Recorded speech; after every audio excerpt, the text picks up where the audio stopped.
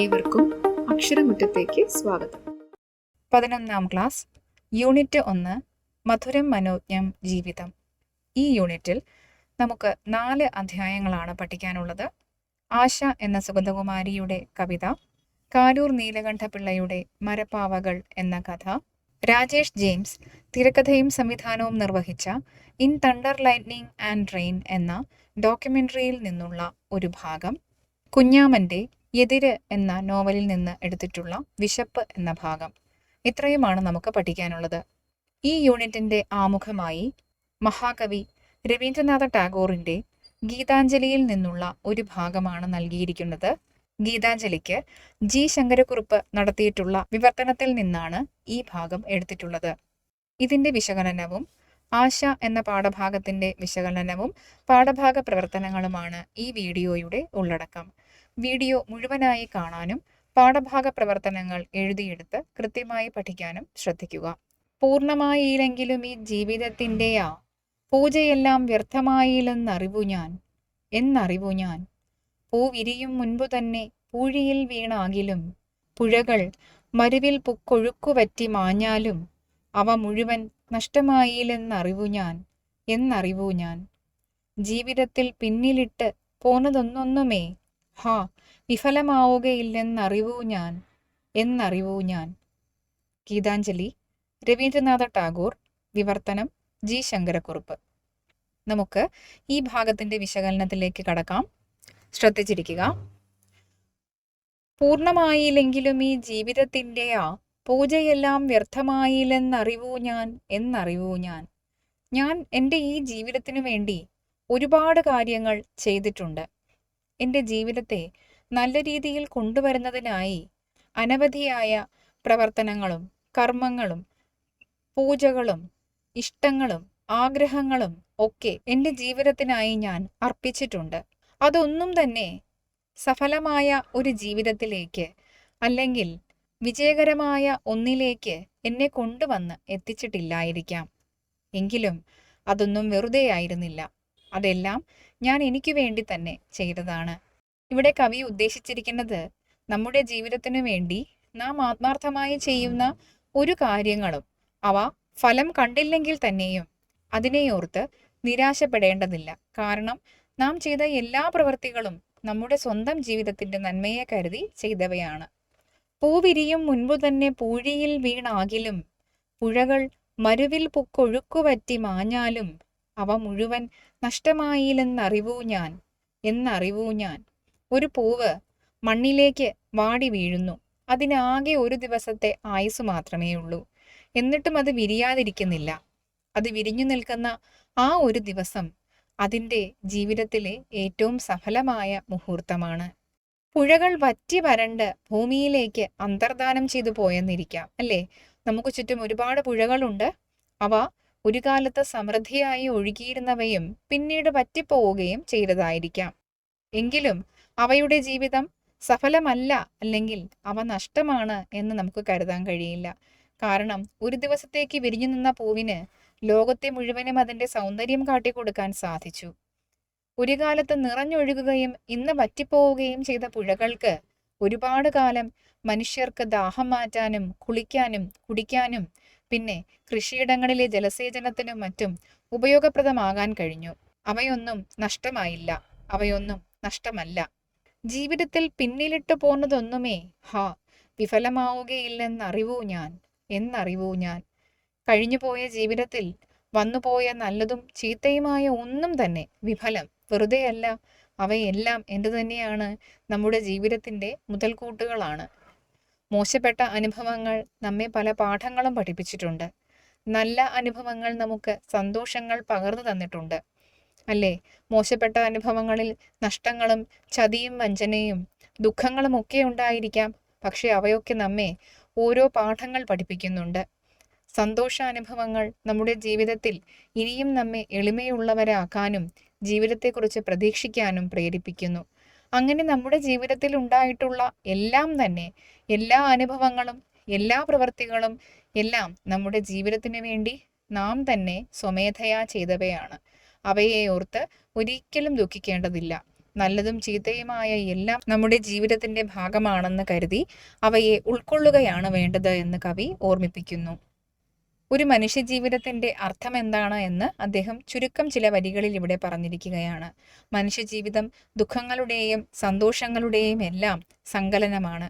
അവയിൽ നിന്ന് നാം ഒന്നിനെയും മാറ്റി നിർത്തേണ്ടതില്ല, ഒന്നും നഷ്ടമായി കരുതേണ്ടതില്ല. ജീവിതം എന്ന് പറയുന്നത് നീണ്ട ഒരു യാത്രയാണ്. ആ യാത്രയിലുണ്ടായ എല്ലാ അനുഭവങ്ങളെയും തൻ്റേത് തന്നെ, നല്ലത് തന്നെ എന്ന് കരുതി സ്വീകരിക്കണമെന്ന് കവി ഓർമ്മിപ്പിക്കുന്നു.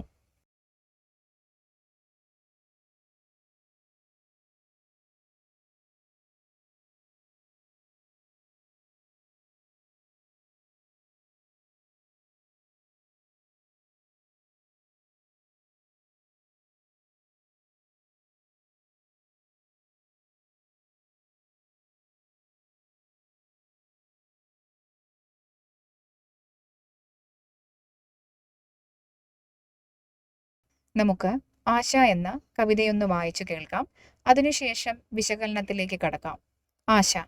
ഇരുളിൽ തമ്മിൽ കാണാനാവാതെ മിണ്ടാതെ നാം ഉഴലും നേരം നിന്റെ വിശ്വാസം എന്നോടോതേ.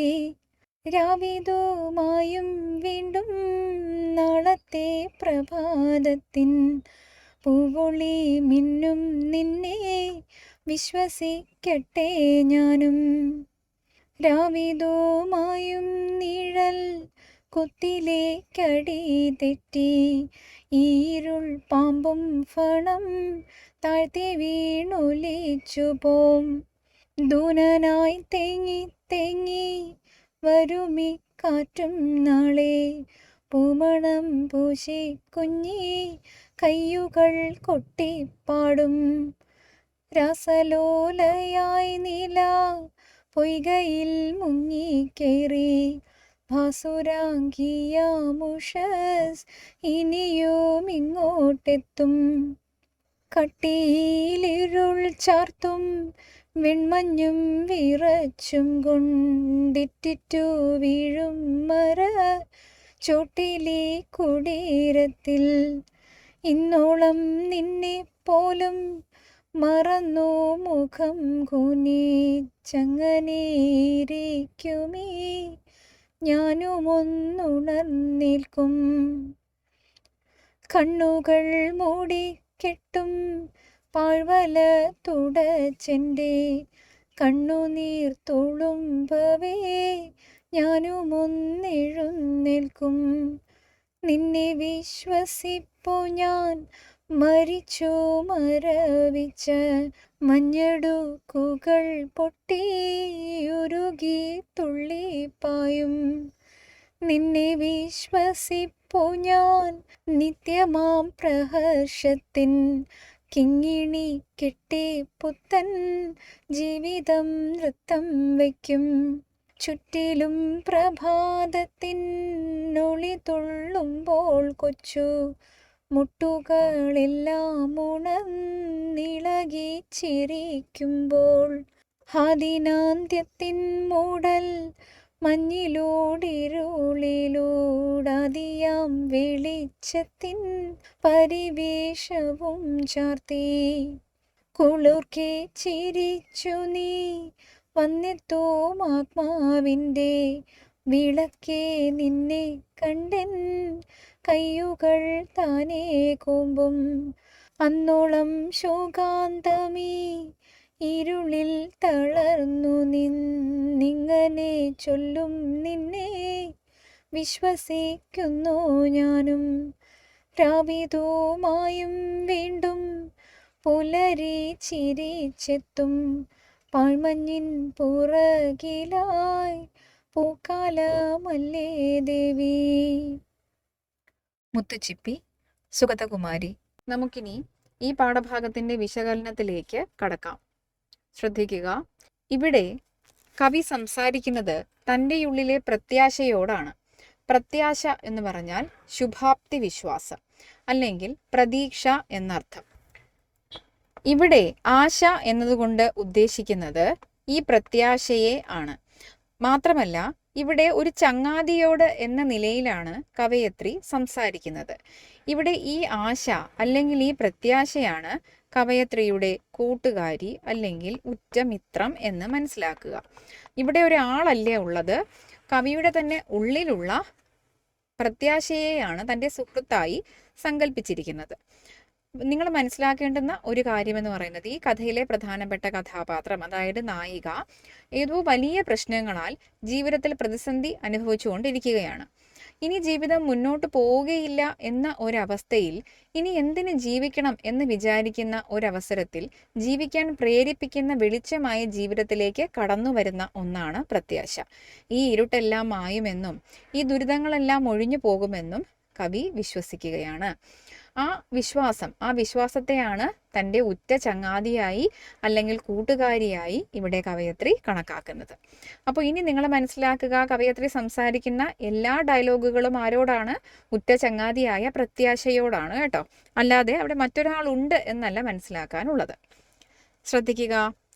ഇരുളിൽ തമ്മിൽ കാണാൻ ആവാതെ മിണ്ടാതെ നാം ഉഴലും നേരം നിന്റെ വിശ്വാസം എന്നോടോതി. ഉഴലുക എന്ന് പറഞ്ഞാൽ കഷ്ടപ്പെടുക എന്നാണ് കേട്ടോ അർത്ഥം. കഷ്ടപ്പെടുക. ഇരുളെന്ന് പറയുന്നത് ജീവിതത്തെ ബാധിച്ചിരിക്കുന്ന വലിയ ഒരു പ്രതിസന്ധി അല്ലെങ്കിൽ പ്രശ്നമാണ്. ഈ പ്രശ്നത്തിനിടയിൽ തമ്മിൽ കാണാനാവാതെ നാം തമ്മിൽ കാണുന്നില്ല എന്ന് പറഞ്ഞാൽ ഞാൻ പ്രത്യാശയെ അല്ലെങ്കിൽ പ്രതീക്ഷയെ, ജീവിതവുമായി ബന്ധപ്പെട്ട എക്സ്പെക്റ്റേഷനുകളെ എല്ലാം ഞാൻ കണ്ടിട്ട് ഒരുപാട് നാളുകളായിരിക്കുന്നു. കാരണം ഞാൻ ഈ ദുരിതങ്ങളുടെ ഇരുട്ടിലാണ്. അങ്ങനെ പ്രതീക്ഷ എന്ന ഘടകത്തെ കാണാതെയും മിണ്ടാതെയും ഞാൻ ഇരിക്കാൻ തുടങ്ങിയിട്ട് ഒരുപാട് നാളായിരിക്കുന്നു. തമ്മിൽ കാണാനാവാതെ, എന്നെ കാണാനാകാതെ എൻ്റെ ഉള്ളിലെ പ്രത്യാശ എന്ന നീയും, നിന്നെ കാണാനാകാതെ ഞാനും കഷ്ടപ്പെട്ടു. ആ സമയത്താണ് ഒരു വെളിച്ചം പോലെ നീ എൻ്റെ ഉള്ളിലേക്ക് കടന്നു വന്നത്. നിന്റെ വിശ്വാസം, പ്രത്യാശയിൽ അടിയുറച്ചിരിക്കുന്ന ഒരു ഘടകമാണ് വിശ്വാസം എന്ന് പറയുന്നത്. ആ വിശ്വാസം എന്നോട് പറഞ്ഞു. ഓതുക എന്ന് പറഞ്ഞാൽ പറയുക. അപ്പോൾ കവയത്രിയുടെ മനസ്സിലേക്ക് പ്രത്യാശ കടന്നു വന്നിരിക്കുകയാണ് ഏറെ നാളുകൾക്ക് ശേഷം. എന്താണ് ആ പ്രത്യാശ കവിയോട് പറഞ്ഞത്? രാവിതുമായും വീണ്ടും നാളത്തെ പ്രഭാതത്തിൻ പൂവൊളി മിന്നും നിന്നെ വിശ്വസിക്കട്ടെ ഞാനും. എന്താണ്? ഈ രാത്രി, ഈ ഇരുട്ട് മാഞ്ഞു പോകും. നാളെ പ്രഭാതത്തിൽ, നാളെ നേരം പുലരുമ്പോൾ നിന്റെ ജീവിതത്തിൽ പൂക്കളുടെ ഒളി, പൂവൊളി എന്ന് പറഞ്ഞാൽ പ്രകാശപൂരിതമായ നന്മയുടെ പ്രതീകമായ പ്രകാശം വന്നു ചേരും. ഒളി എന്ന് പറഞ്ഞാൽ ശോഭ, പ്രകാശം എന്നൊക്കെയാണ് അർത്ഥം. അപ്പോൾ അങ്ങനെ നൈർമല്യത്തിൻ്റെതായ പ്രകാശം വിരിഞ്ഞു നിൽക്കുന്ന ഒരു പ്രഭാതം നാളെ നിന്നെ തേടിയെത്തുമെന്ന് കവി പറയുന്നു.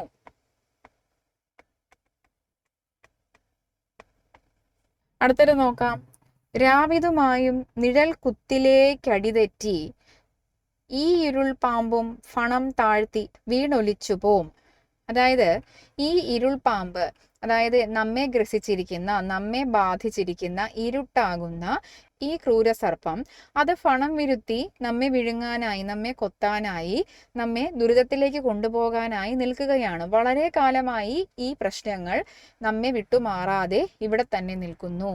അങ്ങനെയുള്ള ഈ പ്രശ്നങ്ങളെല്ലാം, ഈ പ്രശ്നങ്ങളാകുന്ന ഈ ഇരുട്ടാകുന്ന പാമ്പ് എന്ത് ചെയ്യും? നാളെ അടി തെറ്റി നിഴൽ കുത്തിലേക്ക്, അതിങ്ങനെ താഴേക്ക്, അത് നമ്മുടെ പ്രശ്നങ്ങളെയെല്ലാം വിട്ട് താഴേക്ക് പതിച്ച് ഇഴഞ്ഞു പോകുമായിരിക്കും. രാവിതുമായും നമ്മെ ദീർഘകാലമായി ബാധിച്ചിരിക്കുന്ന ഈ ഇരുട്ട് മാഞ്ഞു പോകും എന്നൊക്കെ നീ കരുതുന്നുണ്ടോ എന്ന് കവയത്രി തൻ്റെ പ്രത്യാശയോട് ചോദിക്കുകയാണ്. ദൂനനായി തേങ്ങി തേങ്ങി വരുമി കാറ്റും നാളെ പൂമണം പൂശി കുഞ്ഞി കയ്യുകൾ കൊട്ടിപ്പാടും. ദൂനൻ എന്ന് പറഞ്ഞാൽ വിഷമിച്ചവൻ എന്നാണ് അർത്ഥം. ദൂനൻ എന്ന് പറഞ്ഞാൽ വിഷമിച്ചവൻ. ഇന്ന് നമ്മുടെ ജീവിതത്തിലേക്ക് കടന്നു വരുന്ന കാറ്റിനു പോലും എന്താണുള്ളത്? ദുഃഖത്തിൻ്റെ ഒരു ഛായയാണ് ഉള്ളത്. അങ്ങനെ ദുഃഖിതനായി നമ്മുടെ ചുറ്റും പറന്നു നടക്കുന്ന ഈ കാറ്റ് പോലും നാളെ ഇതെല്ലാം മാറി, ഈ പ്രശ്നങ്ങളെല്ലാം മാറി നല്ല പൂമണവും പൂശി ദൂരെ നിന്ന് സന്തോഷത്തിൻ്റെ പ്രതീകങ്ങളാകുന്ന പുഷ്പങ്ങളുടെ മണവും വഹിച്ചുകൊണ്ട് നമ്മുടെ ഇടയിലേക്ക് വരുമായിരിക്കാം, വന്ന് അതിൻ്റെ കുഞ്ഞി കയ്യുകൾ കൊട്ടി സന്തോഷത്തിൻ്റെ വരവ് അറിയിക്കുമായിരിക്കാം. ബാക്കി നോക്കുക. രാസലോലയായി നിലാപൊയ്കയിൽ മുങ്ങിക്കേറി ഭാസുരാംഗിയാമുഷസ് ഇനിയും ഇങ്ങോട്ടെത്തും. രാസലോലയായി നിലാപൊയ്കയിൽ മുങ്ങിക്കേറി, അതായത് നിലാവ് നിറച്ചു വെച്ചിരിക്കുന്ന പൊയ്ക. അതേത് പൊയ്കയാണ്? ഇവിടെ നിലാപൊയ്ക എന്ന് ഉദ്ദേശിച്ചിരിക്കുന്നത് രാത്രിയാണ് കേട്ടോ. രാത്രിയിൽ നിലാവ് കൊണ്ട്, രാത്രിയാകുന്ന പൊയ്കയിൽ ചന്ദ്രന്റെ നിലാവ് വീണ് അത് നിറഞ്ഞു കിടക്കുകയാണ്. അങ്ങനെയുള്ള ആ നിലാപൊയ്കയിൽ പ്രഭാതമാകുന്ന സുന്ദരി കളിച്ചിരി സന്തോഷങ്ങളോടുകൂടി, ഉഷസ് എന്ന് പറഞ്ഞാൽ പ്രഭാതം എന്നർത്ഥം. അപ്പോൾ എന്താണ്? ഈ രാത്രിയിൽ നിലാവ് നിറച്ചു വെച്ചിരിക്കുന്ന ആ പൊയ്കയിൽ മുങ്ങിക്കയറി കളിച്ചിരി സന്തോഷങ്ങളോടുകൂടി ഒരു നല്ല പ്രഭാതം, സുന്ദരിയായ പ്രഭാതം ഇനിയും ഇങ്ങോട്ട് കടന്നു വരുമോ എന്ന് ചോദിക്കുന്നു. അതായത് ഈ രാത്രിയെയെല്ലാം, ഈ കനത്ത ഇരുട്ടിനെയെല്ലാം മാറ്റിക്കൊണ്ട് ഒരു നല്ല പ്രഭാതം, ഒരു നല്ല ദിവസം നമ്മുടെ ജീവിതത്തിലേക്ക് ഇനിയും കടന്നു വരുമോ എന്ന് കവി പ്രത്യാശയോട് ചോദിക്കുകയാണ്. കട്ടിയിൽ ഇരുൾ ചാർത്തും വെൺമഞ്ഞും വിറച്ചുകൊണ്ടെറ്റിറ്റു വീഴും മരച്ചോട്ടിൽ ഈ കുടീരത്തിൽ.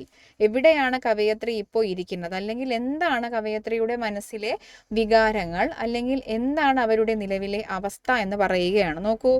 കട്ടിയിൽ ഇരുൾ ചാർത്തും വെൺമഞ്ഞും വിറച്ചുകൊണ്ടിറ്റിറ്റു വീഴും മരച്ചോട്ടിൽ ഈ കുടീരത്തിൽ. എവിടെയാണ്?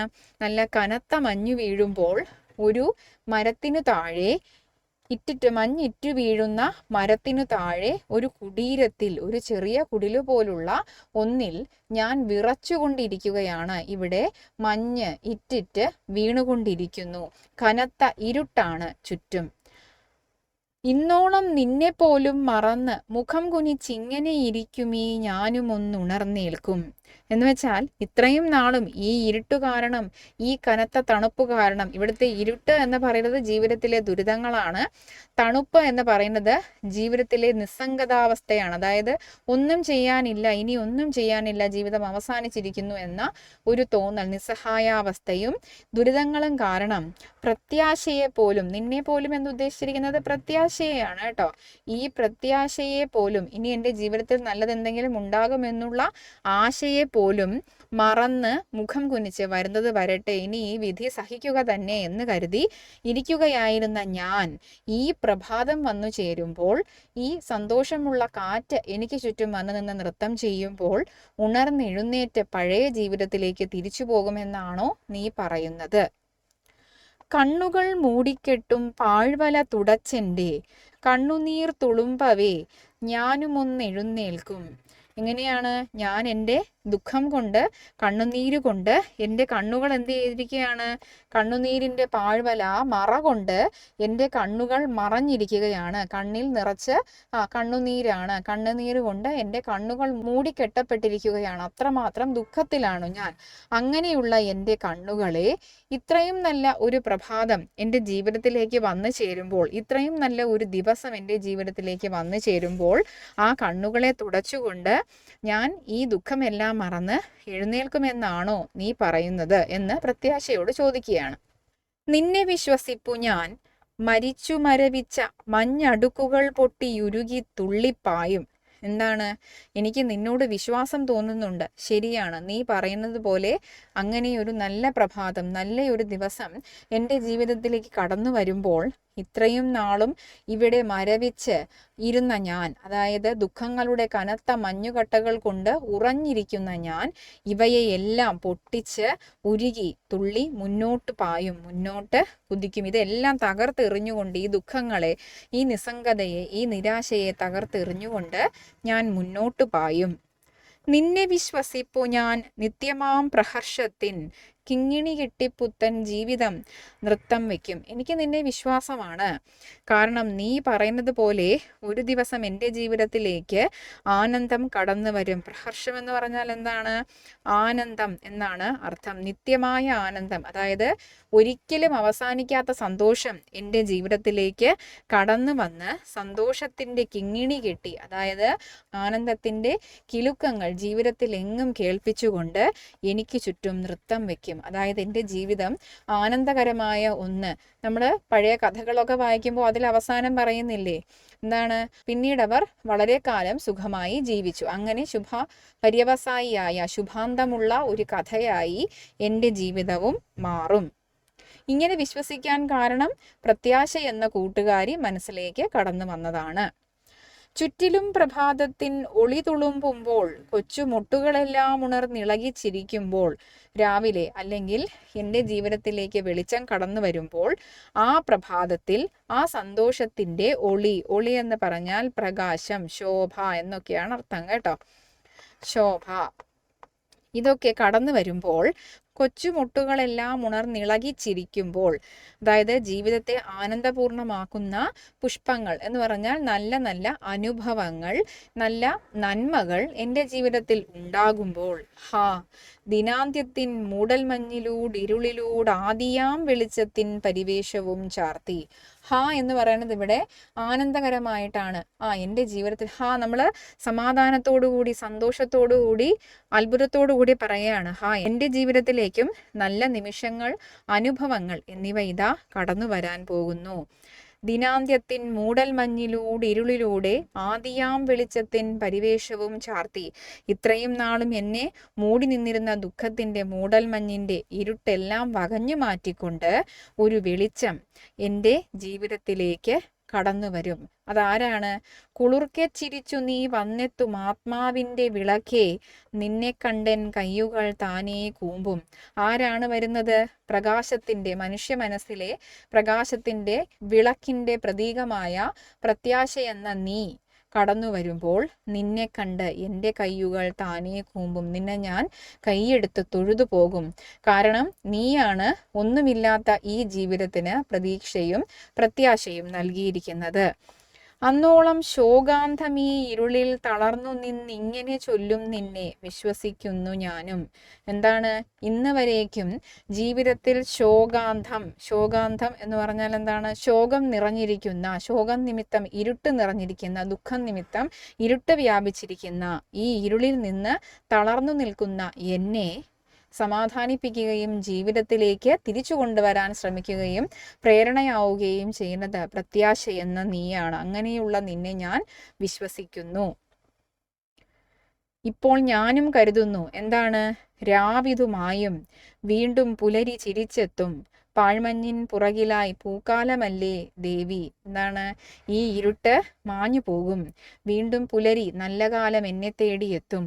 ഈ കാണുന്ന പാഴ്മഞ്ഞ്, എന്നെ ചൂഴ്ന്നു നിൽക്കുന്ന, എന്നെ വ്യാപിച്ചിരിക്കുന്ന ഈ മഞ്ഞിനു പുറകിലായി എന്താണുള്ളത്? പൂക്കാലം, ജീവിതത്തിൻ്റെ വസന്തം എന്നാണ് അർത്ഥം കേട്ടോ. ജീവിതത്തിൻ്റെ വസന്തം എന്നെ കാത്തിരിക്കുകയാണ് എന്ന് എനിക്കറിയാം പ്രിയപ്പെട്ട കൂട്ടുകാരി. ദേവി എന്നിവിടെ സ്നേഹത്തോടുകൂടി കൂട്ടുകാരിയായ പ്രത്യാശയെ വിളിക്കുകയാണ്. മനസ്സിലായല്ലോ? അപ്പോൾ ഇതിൻ്റെ ആശയം ഞാനൊന്ന് ചുരുക്കി പറയാം. ഇതിലെ നായിക കനത്ത ദുഃഖത്തിലും ദുരിതങ്ങളിലും പെട്ട് ഉഴലുകയാണ്, അഥവാ ദുഃഖിച്ചിരിക്കുകയാണ്. ഇനി ജീവിതത്തിൽ ഒന്നും തന്നെ ചെയ്യാനില്ല എന്ന് കരുതി നിസ്സംഗതാവസ്ഥയിൽ ഇരിക്കുകയാണ്. എന്തവസ്ഥയിലാണ്? ഇരുട്ട്, ദുരിതങ്ങളുടെ ഇരുട്ട്, പിന്നെ നിസ്സഹായതയുടെ തണുപ്പ്, ഇതെല്ലാം വ്യാപിച്ച് അനാഥമായ ഒരു വസ്തുവിനെ പോലെ, ഒരു മരച്ചുവട്ടിലെ പാഴ്വസ്തുവിനെ പോലെ ഇരിക്കുകയാണ് നമ്മുടെ നായിക. അവളുടെ മനസ്സിൽ നിന്ന് പ്രത്യാശയും പ്രതീക്ഷകളുമൊക്കെ എന്നോ അകന്നു പോയിരുന്നു. പക്ഷേ ജീവിതത്തിൻ്റെ ഒരു പ്രത്യേക ഘട്ടത്തിൽ, ഒരു ദിവസം അവളുടെ മനസ്സിലേക്ക് പ്രത്യാശയുടെ ഒരു തരി വന്ന് വീണു. ആ പ്രത്യാശയുടെ തരിയെ അവൾ തൻ്റെ കൂട്ടുകാരിയായി കാണുകയും അതിനോട് സംസാരിക്കുകയും ചെയ്യുന്നു. ഇത്രയെല്ലാം പ്രശ്നങ്ങൾ ഉണ്ടെങ്കിലും ഒരു ദിവസം ഇതെല്ലാം മാറിപ്പോകുമെന്നും, നല്ല ജീവിതത്തിൻ്റെ നന്മ നിറഞ്ഞ പ്രകാശം പ്രഭാതം പോലെ എൻ്റെ ജീവിതത്തിലേക്ക് കടന്നു വരുമെന്നും കവയത്രി വിശ്വസിക്കാൻ ആരംഭിക്കുന്നു. ഈ വിശ്വാസം അവൾക്ക് പകർന്നു കൊടുത്ത പ്രത്യാശയെ അവൾ തൻ്റെ കൂട്ടുകാരിയായി കാണുകയും അവളെ കാണുമ്പോൾ മതിമറന്നു നിന്ന് തൊഴുതു പോകുമെന്ന് പറയുകയും ചെയ്യുന്നുണ്ട്. ഇത് മനുഷ്യനിലെ പ്രത്യാശ എന്ന് പറയുന്ന ഘടകത്തെ ഉയർത്തിപ്പിടിക്കുന്ന ഒരു കവിതയാണ്. മനുഷ്യർക്ക് ജീവിക്കാൻ അത്യന്താപേക്ഷിതമായിട്ടുള്ള ഒന്നാണ് ആശകൾ അല്ലെങ്കിൽ പ്രതീക്ഷകൾ. ദുരിതങ്ങളെ നേരിടുമ്പോൾ, മുന്നോട്ട് സഞ്ചരിക്കാൻ ഒരു വഴി കാണാതെ ഉഴറുമ്പോൾ മനുഷ്യർ ഏറ്റവും അത്യാവശ്യമായി മുറുകെ പിടിക്കേണ്ടുന്ന ഒന്നാണ് പ്രത്യാശ എന്ന് ഈ കവിത നമ്മോട് പറയുകയാണ്. ഇതേ തുടർന്ന് ഈ അധ്യായത്തിന്റെ പാഠഭാഗ പ്രവർത്തനങ്ങളും അവയുടെ ഉത്തര മാതൃകകളുമാണ് വരുന്നത്. പാഠഭാഗ പ്രവർത്തനങ്ങൾ കൃത്യമായി എഴുതിയെടുത്ത് പഠിക്കാനും അവയെ മുൻനിർത്തി നിങ്ങളുടേതായ ഉത്തരങ്ങൾ രൂപീകരിക്കാനും ശ്രദ്ധിക്കുക. നിങ്ങളുടെ അഭിപ്രായങ്ങളും നിർദ്ദേശങ്ങളും സംശയങ്ങളും കമൻറ്റുകളായി രേഖപ്പെടുത്തുക. നന്ദി.